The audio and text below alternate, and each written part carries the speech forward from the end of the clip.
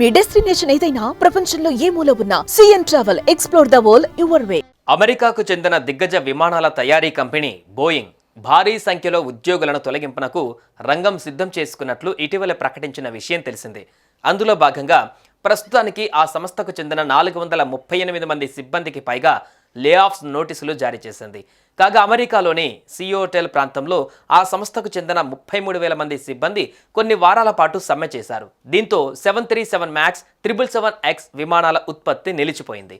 సమ్మె కారణంగా 2025లో డెలివరీ చేయవలసిన జెట్ విమానాలను 2026కు వాయిదా వేసింది. నష్టాల నుంచి బయటపడేందుకు లే ఆఫ్స్ నిర్ణయం తీసుకున్నట్లు సంస్థ సీఈఓ కెల్లీ ఓర్ట్బెర్గ్ తెలిపారు.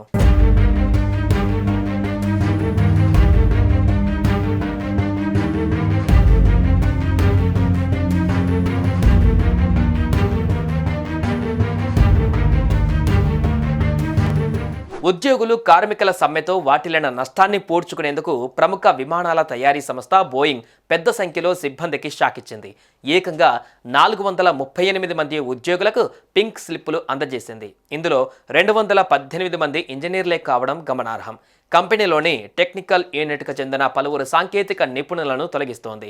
ఇందులో అర్హత కలిగిన ఉద్యోగులకు 3 నెలల వరకు వివిధ ప్రయోజనాలు కల్పించినట్లుగా కంపెనీ పేర్కొంది. రాబోయే రోజులలో మరింత మందిని తొలగిస్తామని, వీరిలో మేనేజర్లు, ఎగ్జిక్యూటివ్లు ఉంటున్నారని సంస్థ ఇదివరకే పేర్కొంది.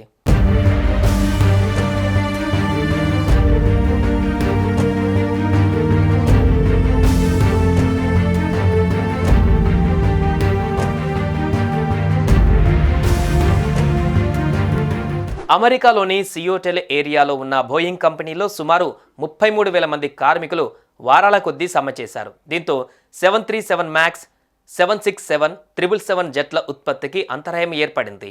ఈ సమ్మె వల్ల బోయింగ్ కంపెనీకి ఏకంగా $5 బిలియన్ నష్టం వాటిల్లింది. దీనిని పూడ్చుకోవడానికి ఉద్యోగులను ఇంటికి పంపించడమే మార్గమని కంపెనీ నిర్ణయించింది. ఫలితంగా ప్రస్తుతానికి 438 మంది ఉద్యోగం కోల్పోయారు.